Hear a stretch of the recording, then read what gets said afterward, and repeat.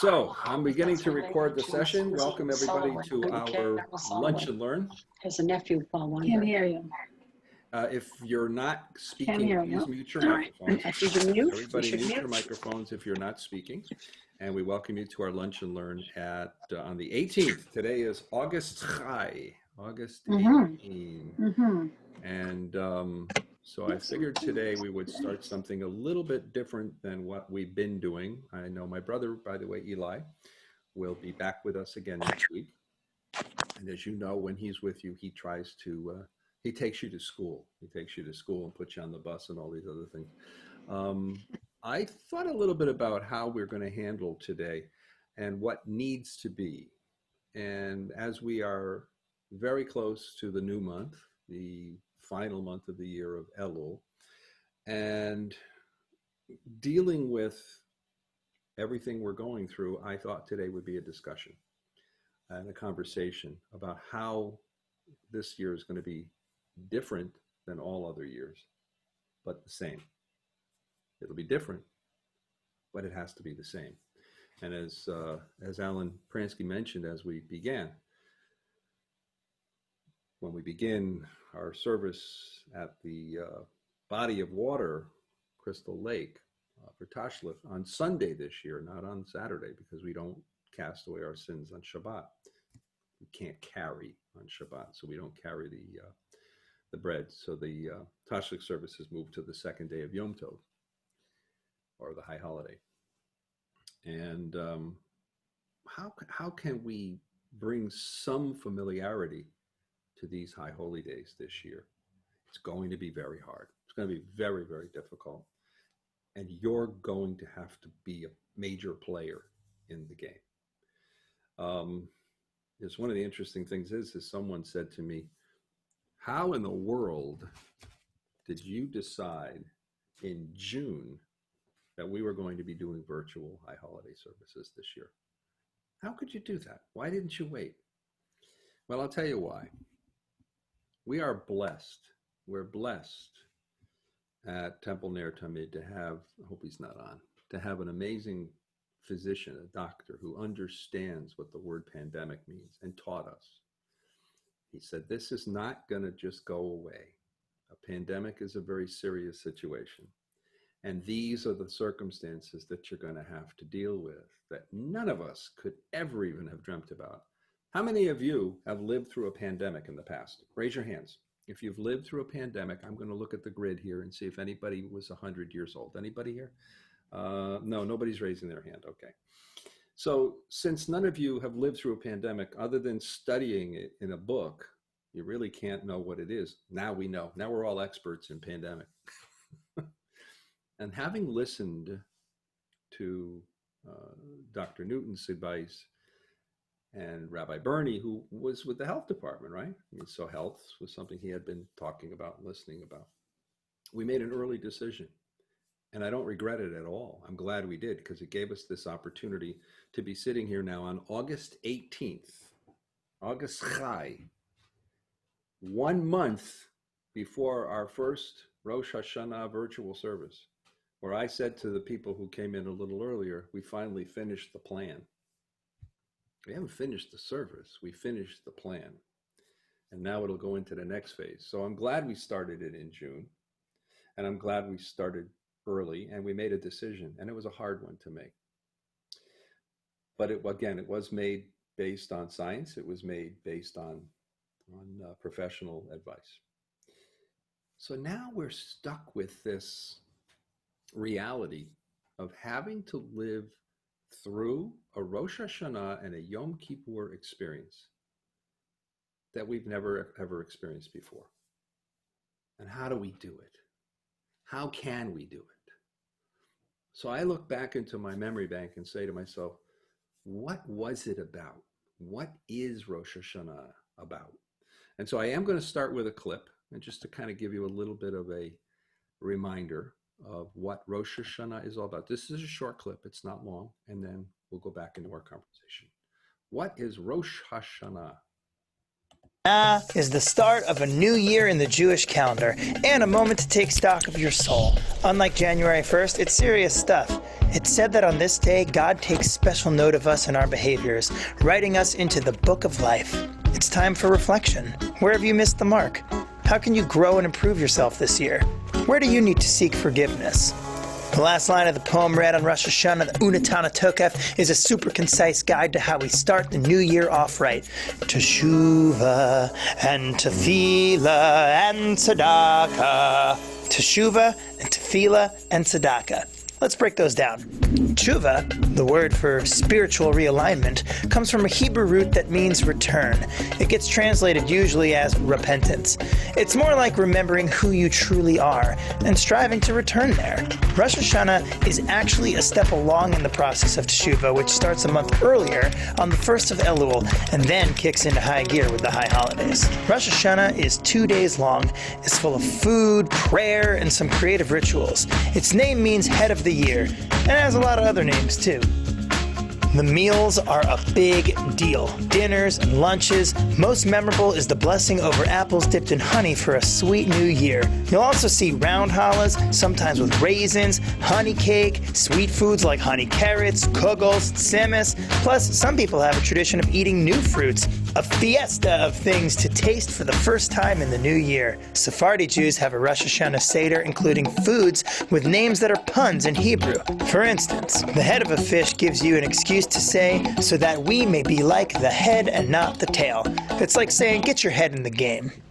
When you see people on Rosh Hashanah at synagogue or on the street, you can shout out Shana Tova or Shana Tova, which just means have a good year. Speaking of synagogue, if you go, you'll encounter a lot of special liturgy in a book called the Holiday Machzor. This is Tefillah, connecting through prayer. A highlight for many is singing the beloved melody, Avinu Malkeinu.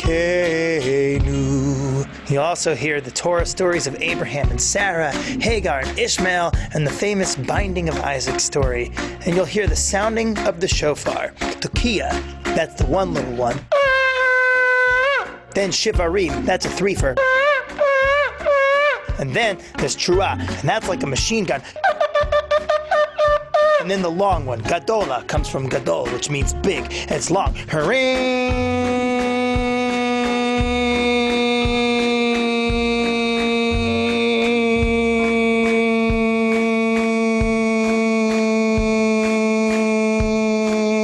And then everyone sings,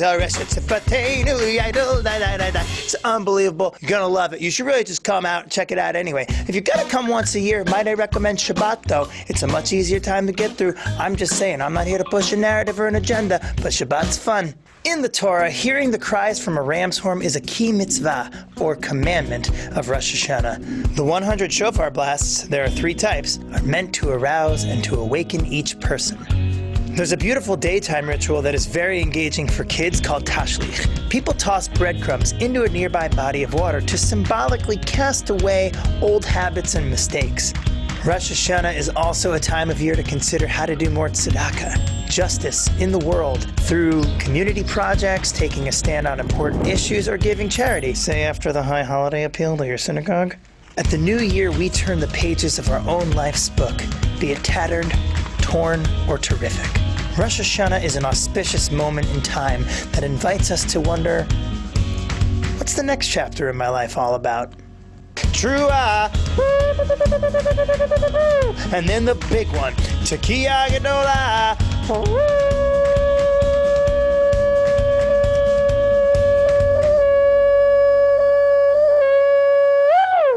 And then everyone claps. It's amazing. And then everyone claps. It's amazing. It is amazing. So, as I watch the little video clip, and it just brings us back to what Rosh Hashanah and Yom Kippur, but the High Holy Days are really all about. It's about hearing the sound of the shofar. It's about those foods. It's about family. It's about seeing people we haven't seen in about a year, and going up to them and saying, Shana Tova, how's your year been? And hugging them, being close to them. And that little clip that he said, the little quip that he said about maybe you should try a Shabbos service. It's not a bad idea. You know, I'm glad we made the decision. I'm glad we made the decision to begin to plan and get ready for the Yomim Noraim, the days of awe, in June. I'm glad that God gave us the ability to think and to accept the reality of what a pandemic is. Because if we had just woken up today on the high day of August, the 18th of August, and said, all right, Adele, we're going to have services online this year. Oh, Gewalt. What a mess this would have been. Here's what's happening. Many of you who have been joining us on a day-by-day basis are beginning to accept the online experience. It is not perfect. It does lack that ability for us to hug each other. But like I said the other day, when we turn off the service, I notice how many of you stay on and chat with each other. Or about a half hour before services begin, I notice how many of you come in early and chat with each other. So it has put us in a mindset of acceptance of the reality of where we are. So my question to you this year is, for those of you that have had the experience, and I would say the honor of being able to learn how to enjoy a spiritual moment on Zoom, how are the high holidays going to be different for you this year? And what are you going to do about it? You're not going to have the big family meals like we normally do, but are you still going to dip your apple in some honey? We're not going to be able to have 500 or 600 people in a sanctuary, but we're able to look at their pictures on Zoom. And how are we going to change our mindset to be able to accept the fact that this is a different year, but it's really not? Because the month of Elul, which now will begin, and we'll start this whole process mañana, tomorrow night, right? We begin tomorrow night. I know it's a little early, but we'll start it tomorrow night with the Psalm of the Season. Some people wait till the next day, till Elul actually starts. But I want to start. And we're going to hear that blast, and it's going to be different, but you're going to get used to it. Just as you started getting used to coming to, we've never had so much attendance on a weekday night, ever. I don't even look at the number anymore to see if we have a minyan. I don't even look. If you see the number 30 or 28 or 30 in the participants area of your where it says participants, you see the number 17 right now. Sometimes you got to double that number. Not always, but sometimes. But you don't know what's on, and Adele was talking about it the other day, on YouTube and Facebook. The numbers are out. They're crazy how many people are tuning in to services, not just here, but everywhere. Everybody's saying the same thing, that more and more people are participating.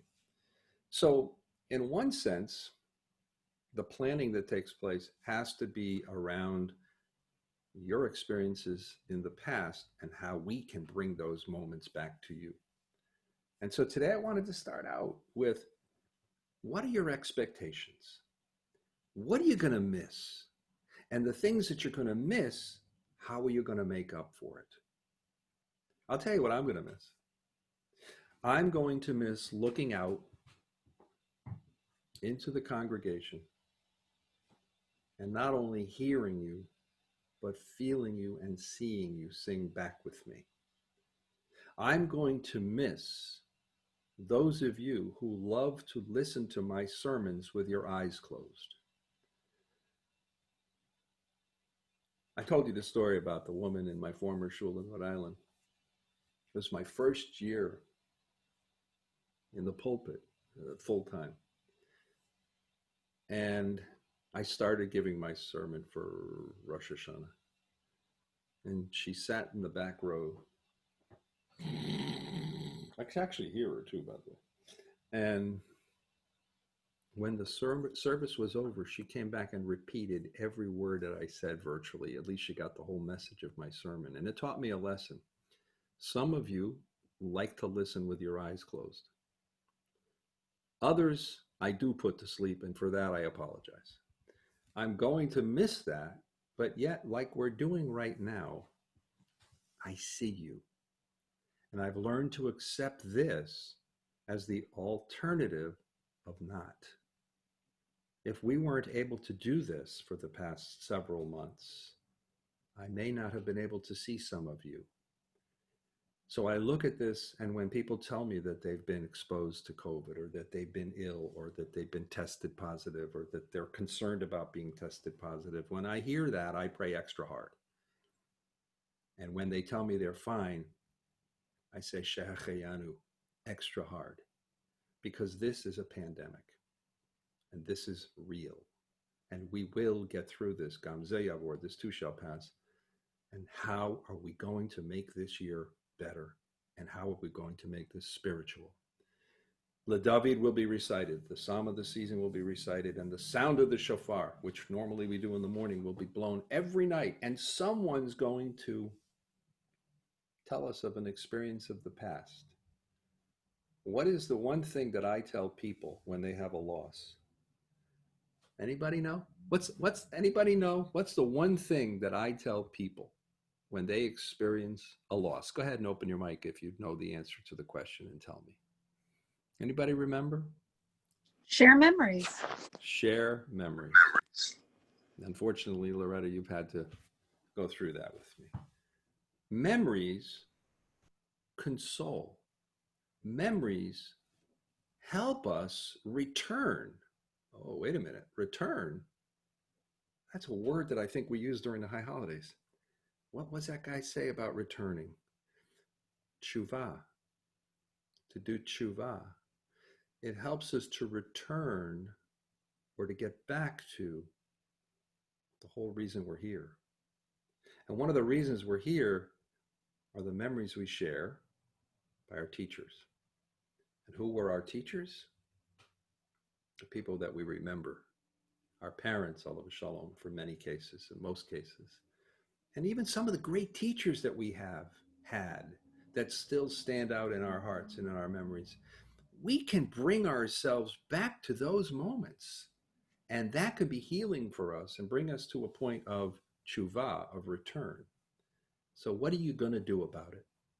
What are you planning on doing beginning the month of Elul to begin to prepare yourselves, which, by the way, you're the choir. You've all been here now week after week. How are we going to help people who have never seen a Zoom service? How are we going to help each other make it through this year's High Holy Days? Anyone? Anybody have any thoughts about that? Be right ahead and open your microphone. Today is about you. I need to stop the talking and let you do some talking now. What are you thinking? How are you going to get through this year? Who's first? Rhonda. Well, we came home from Florida a little earlier than we expected, and it was Pesach. So same question, how are we going to celebrate Pesach? We weren't going to be able to be with the kids. Pesach is, Seth has done the Seder for us ever since Alyssa's known him, and that's probably 30 years now. So we had to do it ourselves. And Alyssa said, how come Mom and Dad didn't go in the dining room? And I said, because I made it very nice right here. And I just followed all the traditions that we always have, except we miss the family. So Rosh Hashanah will be the same. We'll have the challah, we'll have our honey, we'll have our apples. We'll call the kids. I don't know that we'll see them at all, but we'll make it as meaningful as we can. And we will Zoom, we will watch, and we'll be together and maybe even chat a little after services are over, the way we would do in the synagogue. We'd congregate outside and wish each other a Happy New Year. So I think under the circumstances, that's the best we can do. And I have to say that although I'm not happy at all that this is what's going on, where I live in Florida, a young woman who lives with her mother took her mother out to lunch for her 95th birthday, and there were 5 people at this party, and they all got COVID, and her mother and her boyfriend passed away. So I feel very blessed that one, my daughter is seemingly very healthy, thank God. Amen. I pray all the tests come back good because she had COVID. Amen. And that's as close as it's come. And I just pray to God every day that it doesn't come closer. So if we have to Zoom and we have to have Rosh Hashanah this way, if God wanted us in Shul, he would end COVID tomorrow. So I just have to assume that this is what God wants. Thank you, Rhonda. Anyone else have anything to say? Don't be shy. I need you to talk today, folks. Esther? I feel like because of the things that you're doing, that in some ways I'm going to be better prepared for Rosh Hashanah, because I've never heard the shofar every day for the month of Elul. I think that it will help to get my mindset on the holiday instead of it being the start of school and being busy with this, that, and the other thing, and rushing to prepare for the holiday at the same time. I think that I'm going to be, ready for it. Esther, you're a Jewish educator, and so I know you know that the shofar is blown every day, right? Mm-hmm. And you just hit on something so amazing, in that even though we realize that the shofar is blown every day, you just admitted that you don't hear it every day. Mm-hmm. And that's because we're so wrapped up in our world, and what we do every single day. And this is actually going to benefit you, isn't it? As you said, it's going to make you. Is. Yeah, there's a reason for everything, isn't there? Yeah. Yeah. Thank you for sharing that. That's very personal, and I appreciate it. One of the Pranskys has got a microphone open. I'm going to miss. I don't harmonize with myself well.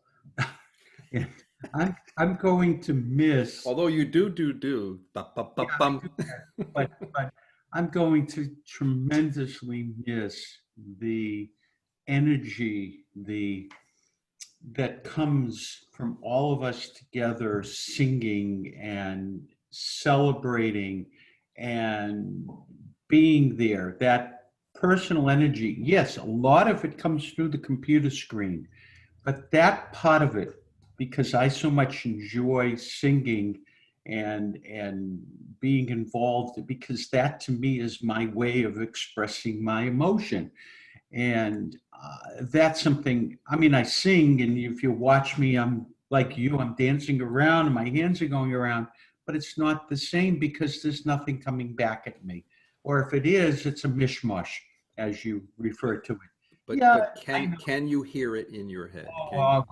Always, but it's still not the same. Right. It's not that whole process, and that I'm going to miss unless we can figure out how to mix it like the Boston. Well, you can't. We can't afford to do that. That's just too much work, too much. We'd have to have a production company doing it. But Alan, I do want to though challenge you to, because again, when it first started, when all of this started, and I tried saying Kaddish for my father, alav shalom, many years ago one time because I was away and I couldn't get to a synagogue, and so I jumped online, and I think I've shared this with you, that it just didn't work for me. Well, now it has to work, right? We had to make it work. So it took time for me to get used to this, but I challenge you to do this because you said you noticed me jumping around and dancing, which is something you don't see me doing in the sanctuary. Right? I'm doing the same thing. I try to make it I try to not dance and jump around in the sanctuary because people have complained to me that I shuckle too much, right? Yeah. So see, you're learning the secrets. I put you to sleep and I shuckle too much, right? No, never knew that. The thing is, you have to do what you have to do in order to work where you are and make this your personal sanctuary. So you're right. We're gonna miss each other's harmony, but I'm gonna hear it, and I'm going to challenge you. I want you to hear it. Absolutely, and it'll be there, but it's still not the same. It won't be the same. That's the point, and this is what we need everybody to understand. But as Esther said, there's so much more this year. And I was talking to somebody yesterday about this from another temple in New England, and we were talking, and they're having online services, but they're not having the experience we're having. And a lot of people I've talked to who are doing online services aren't having the experience. We've developed a real kahal here, this is a kahal, and you can explain that, Rabbi, but we have a kahal which is incredible. I mean, what's happened is transforming and is going to, I hope, become a model for what I see as a significant change in Jewish prayer coming up over the next several years. What's developing here is absolutely incredible. So this Jewish family that we built, this family, this Right. group, mishpacha, right, kahal, is something that needed to happen because of something that Esther pointed out earlier, and that is that we take things for granted, and that many of us only come to services when we have to come to services or when we have to say Kaddish. And now people are coming to services because it's comforting, it's helpful, and they're with other people, and they look forward to that opportunity. And we needed a wake up, a reawakening to return to the world that God created for us. The Wellens have their microphone open. Hi, yeah, I just wanted to add, first I want to thank Esther for putting into words exactly what I was thinking. I know the shofar's blown every day, and again, I also have not heard it, and I'm looking forward to hearing it now. But also to what Alan said, I have told a couple of people, several people of my friends who had Kaddish coming up for the yortzeits and various things, and I've mentioned them, and I've even given them the link so they could get on easily. And you're the one. Oh, okay. I'm the one, I admit it. But every single one of them have commented on how wonderful and what a nice group of people are there. And I have gone at length in telling them just how wonderful we all are. And I really have to say it has been a big help to me in acclimating myself to what we have to deal with and how it's made it a lot easier having us all together every day.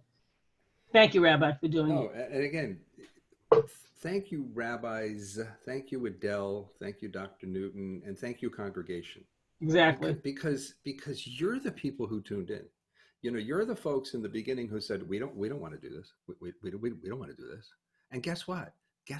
Adele and I sat back there saying, we don't want to do this. We don't want to do this. But until we were educated, right, and explained the problem of what a pandemic means and what it could happen to us if we don't take this seriously, and pikuach nefesh, we never worried about that, you know. I mean, you go to shul, like you're gonna kill somebody going to shul? How could? Yeah, you can kill somebody, right? So until we were educated, we didn't take it seriously. But you did. You jumped on, and you had faith in not the rabbi, but you had faith in your congregation, your kehillah, your community, your group, your family, your mishpacha. We're making decisions that are based on all of us, not just individuals. And thank you for being a part of this, because you've made us successful. Okay, I see the Gustads have their mic open. I'm not sure which one is there. So. Oh, it's Irene. Irene, there you are. I'm so grateful to be here today because I'm really home on a Tuesday for some reason. But I think that everyone should see that video.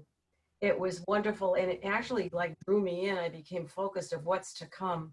The other thing that I feel is I'm ashamed to say I've never been to a Tashlik service because I'm getting ready, running home from the temple and preparing dinner and expecting the family. I've never been there before. I'm so looking forward to going there this year. So. And again, for those of you that can't come, it will also be Zoomed. Oh, so I think I'll be there. But I think, you know, God willing, everything, the numbers, right, stay where they're supposed to. And if everybody practices social distancing, we'll make it work, right? But even though some people can't come, it may be their first Tashlik. They may be watching it on Zoom. And again, they'll see what it's all about. So thank you. Again, there's the sweetness and the honey. There's the honey to this whole thing. Esther, did you want to say again? I just wanted to comment on something that Alan said about speaking to other congregations. And there's a big difference between most congregations on live streaming and the interactivity that we're going to have on our service. Totally, and we're doing that on purpose. We look, I I've attended a 100 webinars, right, of everybody's different ideas and whatnot. We've listened to many different ideas and whatnot. And one of the things that I don't want to do is not include you, because you guys can watch TV anytime you want to. you can go watch Danny Thomas sing Kol Nidre if you want. He did a great rendition of Kol Nidre. But we're going to figure out something. I'm not going to tell you what it is, but we're going to figure out something that's not only going to make you feel like you're here throughout the High Holy Days because you're live, but we're going to come up with some other little concepts and ideas that are going to try to bring you back to where you were last year. And that's hard. So, you know, and I go back to the beginning of this Lunch and Learn where I said, I'm glad we had the opportunity to start thinking this through in June. There's a reason for this. It gave us a chance to accept it, stop fighting it, accept it, and start to plan. And I hope and pray that when we're done, people will say, boy, I can't wait for next year when we're back in the shul. But this was the, you know, next best thing. And it got me through what I needed to get through. And then next year, let's go back to the shul again. We've got to get through this pandemic. Who else? Adele. So I need to leave soon. I think some of you may know that Naomi had back surgery last week and she's now in rehab. So I'm going to go see her. They only allow you visitors on Tuesdays, Thursdays, and Saturdays, and between the hours of 1 and 6, and you can't stay more than 2 hours. And she has 3 hours of physical therapy and occupational therapy a day. So I'm going to go visit her today. But I wanted to say something that I know will be the same for me. I'll make my chopped liver, I'll make my sweet and sour meatballs, and I'll make my tzimmus just as if I was having 20 people at my house. So I'm not going to change that tradition for anything. It will be different. And Irene, you have to come to Tashlik. I don't know, some of you may have gone to, when we used to go to Brooksby Farm, and we used to go through the mud. That was horrible. And then when we used to go to Proctor Brook, which there is barely any water, but there was more water today, Rabbi. I went by there today. Okay. But It rained last night. I think Crystal Lake will be a fabulous place, and it's so big and it's so inviting, and you look at that fountain and you just, it's kind of like, it brings you more, I think it will bring us spirituality. So I'm excited about that. But I'm excited about my chopped liver, I'm excited about my sweet and sour meatballs, and I'm excited about my tzimmus. So But you're gonna miss the best part of Rosh Hashanah and Yom Kippur, and I just can't help you with that. But that's being able to sit next to me and me telling you jokes. We don't even hide it anymore. People that's say, right. You know, yeah, go ahead and laugh. It's okay. But that's all part of it. You guys do the same things too. We see you, so it's okay. Who wanted to say? No, you have to tell Naomi that we all asked her. And Yeah. wished her well. Yeah. I will. She's, you know, I think that going to rehab, she's in a private room. It's a very small rehab. They don't have more than 20 patients at this place. Mhm. And so I think that it's the best thing for her. She was too weak to go home.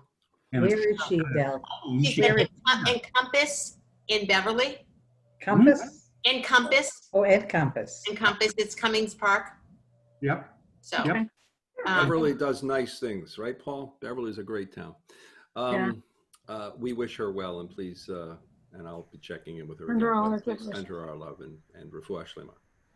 Thanks. Rabbi, there is one thing that this pandemic has done, for me at least, and perhaps for others. By going to services online as we do, we get to interact with people we would not necessarily interact with under normal circumstances. And we get to share our joys and our sorrows. And how would most of us know that Loretta has a new dog? That's right. Beside the fact that she has new babies coming along, Right. a new dog, and we've met the dog. Chloe is a very pretty little dog. Thank you. Thank you. And all of the joys that we share with each other make it, I won't even say tolerable, make this more enjoyable. And I thank all of you for that. Thank you. And that is so true. But I have a question for you, Arlene. Yes, sir. How you've been enjoying this now since March 13th or so, right? Since we went out. And in the beginning, how'd you feel in the beginning? Well, you know that Alex and I used to come to Minion every Monday night. That was our thing. And there were times that we couldn't get a Minion. Right. I was delighted that we had a Minion every night. So for you, it was a positive experience. Okay. Absolutely, it was. And I didn't have to go out in the snow or the rain Right. or get dressed. Just turn on the TV, the It's true. computer, and here we It was were. cold in March, you're right. Who had a problem getting used to turning on a computer and davening and praying in the beginning? They might still have it, but who had a problem? Adele did. Yeah, Adele did. I did. Alan did. Many of us did. We still don't feel that it's perfect, but yet, like Alan said earlier, you can see me dancing around now because, and you know what? I even notice some chazanut coming out of me once in a while, where I actually start to daven, right? We start to pray. I close my eyes. I'm looking out a window now. I can't do that in the shul. I can see, I'm looking right outside of a window. It's an absolutely beautiful thing for me to be able to see nature and the birds and whatever. And it puts me into that little sanctuary mode that I've tried to talk people into. So here's my question. For those that have not had the opportunity to get used to what we have gotten used to, this reality, this truth, we don't like it, but we've gotten used to it and we've accepted it. What are we going to do about the people that show up on, they probably won't show up the evening of Rosh Hashanah. They'll show up maybe the first day of Rosh Hashanah that have never experienced a Zoom service before. What are we going to do about that? How are we going to prepare them to be ready to accept this? We have the month of Elul. So you now help me. How are we going to prepare our congregation, the people that don't? We have room for 500 participants. We probably won't get 500 participants because many of you are couples. Not all, but many. How are we going to, when we look down and see that number says 300 or whatever, that means that 250 of them are first timers. Remember how you felt when we started? That's how they're going to feel. What do we do during the month of Elul to help them make sure that this is not their first experience? Anybody? Teach them how to unmute. And You'll be muted. During the high holidays, everybody will be locked. There will actually be, we're going to have I don't want to call him a stage manager, but we will have someone who's in charge of unmuting people when their parts come up. We're going to really do a good job of keeping people muted. But how do we prepare them besides the muting? That's my favorite expression. How about sending out some emails during the month, encouraging them to come to a service, evening service or a Shabbat service, to get used to the experience? Okay, we'll do that. Yep. How many people are going to listen to an email? Wait, the phone calls. Phone calls. Yeah. So I actually did that to someone that used to come on Friday nights, and I had never seen them at service. So I sent them an email and said, we'd love to have you at a service. And they came to 2 Friday night services. So I think if everyone finds a person that you know is not going to services, that you know that you may sit near during Rosh Hashanah and Yom Kippur, because we're creatures of habit. We all sit in the same place every single year. So if you can think of a person that you sit by, you sit near, you see when you're coming in, when you're leaving, and make a phone call to them and say, join us this Shabbat. Tell them to come Friday night. It's a shorter service. Right, come to Friday night service. Alan Pransky's doing the Haftorah this Saturday. Come this Saturday. Yeah. And I need to go. All right, listen, and that's beautiful, and thank you again. Our best to Naomi. Send our love. But that's what I was saying earlier when I said, don't thank the rabbi. Thank you. We're glad that you appreciate what the rabbis have done. Thank you, Adele. We appreciate your leadership, and thank you to the officers of the shul. But remember, I said earlier, it's us, and Alan called us a kahila, right? We're responsible for each other. We're a community. We're a congregation of mishpacha, of a family. And Adele just hit it on the head when she said, we sit next to certain people that we look forward to seeing. And I said earlier, those people that we're going to see for the first time in a year, reach out to them. You can see them.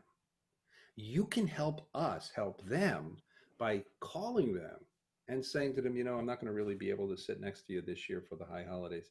And it's going to be a different experience. And, I've been attending services on Zoom, and it took some getting used to. Why don't you attend next Saturday and see Alan Bransky chant the Haftarah, or a Friday night services that's shorter, right? But wean them in. That's our responsibility. That's how you can do, what's that thing called? It's a mitzvah to help others tshuva, to return, to come back. I'm sponsoring the Kiddush too, by the way. Prime rib, right? Prime rib, I heard. Rabbi, I don't know if you'll condone of this, and I don't know what you think of this, but there's a chat function that's part of this program, and you can chat with individual people rather than chatting with everybody. Yes.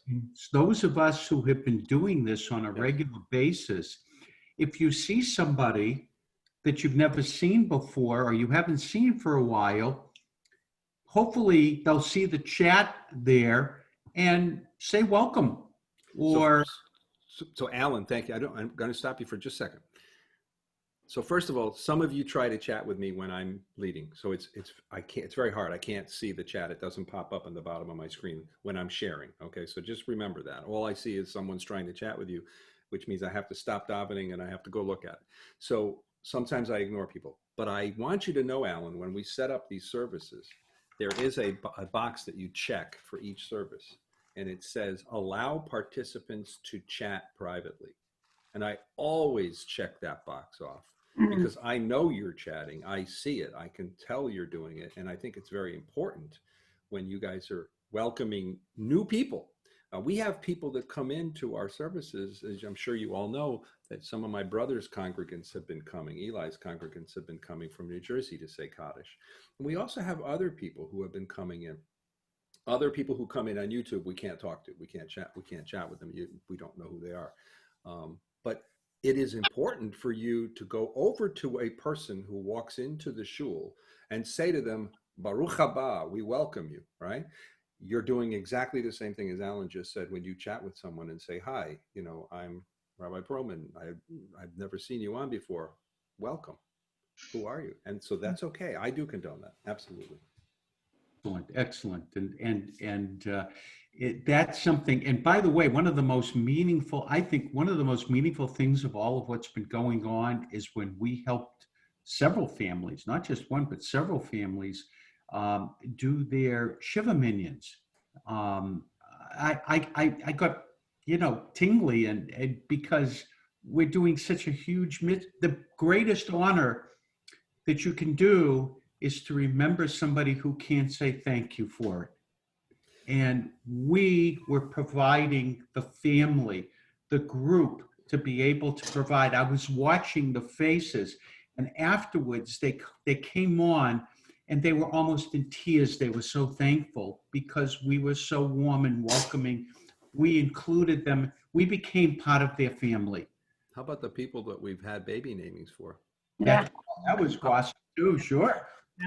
How about the people we're going to be having B'nai Mitzvah for? And I hope you are all here because it's all part of that kehillah. It's all part of that community. It's all part of the congregation. We're all one. And this is bringing us together. I really believe that. I enjoy seeing the children too. And we can, when Micah is here, we try to get him involved. And he enjoyed it. Yeah. And we enjoy Bernie's and the Pinkuses and everybody else. And I'm sure there's more. And, if we can encourage those families for the kids, even if they don't participate necessarily all the time, that's okay. We don't have to put pressure on them. Actually, we're having a town meeting with the parents of our religious school next week. We're actually having a town hall meeting. And one of the things that we're going to be encouraging them is to send the kids to a service so that they can see what goes on and participate like some of the others are. I don't know if any of you notice when one of the kids start to lead services, right? Whether it's Jacob or Kayla or whatever. Do you ever look at me? Do you ever see? Oh, absolutely. Yeah. sometimes I actually have tears Mhm. streaming down my face. And those of us that are Jewish educators, those of us who are teachers, when you see a student participate like that with such kavana, really they care. Yeah. Nothing will bring tears to your eyes, but beyond that, it's just amazing, wonderful. Who else has? I see some mics open, so who else has something to say? Rabbi, Yes. when you asked about how we can engage people, I really believe in, personal connection, those phone calls. I have to be honest that first Friday night, March 13th, we were not on. We were anti-services in that mode. And we did not come on. We heard from other people how nice it was. We decided, okay, we'll give it a try. And, we've been regulars ever since. But just that hearing from other people meant more than, no offense, Barry, I think that, emails are great, but that personal connection does more than, just putting out an email. No, Barry's absolutely right. I mean, we need to make sure people see it. So that email has to go out. And I don't disagree with you at all. I didn't think of that at the moment. But yeah, I think Barry, I don't think it was taken wrong. I don't think what you said was taken wrong, but I do think we have to expand on it. I think the average person sees our daily emails and probably just goes delete, the ones that go out every day at 4:00 or what time on Friday? What time do they go out on Friday? 3:00. Yeah, so you guys are watching. Good, that's good.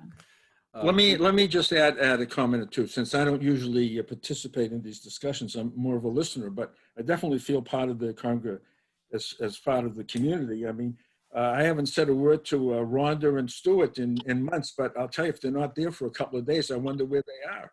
So you notice people. I look at this as we're making a little sacrifice. We're sacrificing our freedom and our ability to move around, etc. And when you think about all the sacrifices other people make over the years, even now, people who are working in the medical industry and others, I mean, it's just no big deal. I mean, it's a temporary period, a temporary period of time, and compared to others, it's just not a big deal. I look forward to high holiday services on Zoom. It's going to be a new experience. I God willing, in 10 years, I'd like to look back and talk about all that we went through and all of the and what this was like, and tell my grandchildren about it. So we'll appreciate being in person and the traditions of what we do. Yeah, right. Yeah. You can look at it that those of my wife's still going to cook, but I'm not going to have to schlep up all the cheers and break down the cheers. She's not going to go out and buy a new dress, I guess. So I'll probably save a few bucks. There's always positive things you can look at. There's silver linings in all clouds. So totally. By the way, the picture of me in the Jewish Journal, this past edition, was me setting up for Pesach, right? And they have a picture of me at my computer. That was my Passover table, which was cut in half because nobody came, right? It was just us. It was the two of us. So yes, I hear you. We've cut down, but thank God we could do it. Thank God we could do it. And Esther, I totally get it. I mean, if I didn't have to tune in on the 13th, I wouldn't have either, but I understood the pandemic at that point, and I got it, and I heard it. And that was after originally saying, we'll see who shows up, right? We'll see who shows up. But then when I was explained the problems involved in that and how we could be putting people's lives in jeopardy, immediately, once I was explained that, there was no more looking back. And so, yes, we need to reach out to people through emails, definitely Barry, but the personal touch of those people that you are looking forward to seeing on the high holidays need to hear from us now. They need to hear from us. And that's what we do during Elul. That's what we do as we prepare. That's what the preparation month is all about, which for us this year started in June. It had to start earlier because God knows this is hard to sell, right? But that's what Elul is about. It's preparing us spiritually. It's preparing us as a human being, right? To be better people, to be the kinds of people that we want to be in the upcoming year. And you just can't keep going on and on and on and on, because if you go on and on and on and on, as an educator, you're going to admit that, you know, I don't hear the shofar blown every day. And I'm kind of looking forward to the opportunity now to hear the tradition, right? Or at least in a modified manner. Maybe that email needs to have some kind of eye-catching format so that people don't think it's just another, you know, like announcement, right? Another announcement, like the daily announcement that we get for services. Send me an idea, Esther. Send me an idea, and we'll put it together. Who else has something to say? I see a bunch of mics open, so I don't know who wants to. I just wanted to respond to Barry. Don't get too nervous, because remember, Seth is the spiritual leader of another congregation, and we do have to occasionally go to see him too. So we're probably fine. So my question is, when you do that, do you go from one room to the next, or do you do it on the same computer? To tell you the truth, last week, their service was at 7 at Symphony Park. So we went to their service, and then we hooked up with you at 8 o'clock. Okay. Double davening. I love it. Double davening. Double davening. Anyone else have anything to say before we wrap things up? I do. I've been accused of being a Pollyanna. I always try to see the positive in things. And I'm hoping that one of the positives that comes out of this pandemic and Rosh Hashanah and Yom Kippur is that people who haven't come to our minions see how pleasant, how good and how pleasant it is for friends to dwell together in unity. Is that from the Bible? Yeah. And they say, my goodness, that's really a nice thing to do. And we have more people coming to our daily minions than we ever did before. And we have people coming to us from all over, not just from Temple Ner Tamid, but from all over, who are becoming part of our mishpacha. We get emails from people all the time telling us how comfortable they feel now in our shul. And where is our shul? See, I've been trying to tell people this for years, but nobody understands this. A congregation, or a kehillah, is not a building. Memories are made in a building. There's no question about it, right? I drove by my childhood home a few times, you know, and I see the house that I grew up in, and I have memories of being a child, and that's nice. But that's not my life. My life isn't lived there. My life is lived here. It's lived in the whole world that we're in. And that's just a part of it. And while our building is sacred, and it's a beautiful building, and it's a place where God is, and we certainly have to maintain it and keep it up because that's what it's there for. The kehillah part is about that reaching out to each other when someone's in need. And right now we're all in need. We're all in need. We need company. And we get it when we turn on our computers at noon on Tuesdays. By the way, during the next month, watch your emails. We're going to not be having lunch and learns every Tuesdays. We can't. It's just not going to be possible to do. Barry? Just a question. You mentioned Tashlik is being held on the second day because the first day it's Passover and we don't carry bread. Not Passover, Shabbat. I mean, I'm sorry, did I say that? I can't believe I said that. In communities where there's an Erev, do they have Tashlik on the first day? No, generally because Rosh Hashanah is a 2-day holiday. Everywhere, even in Israel. It's the one Yom Tov that's 2 days. It's that special, it's that important. So because it's a 2-day holy day or holiday, there's no need to have it on the first day. The only people that might are the Reform, because they don't have the second day always. They're starting to bring it back. They're starting to come back with it in some form. But I do know some Reform congregations that do Tashlik on the first day, but it's not necessary. You don't have to do it. You also shouldn't be necessarily, it's almost like you don't ask for,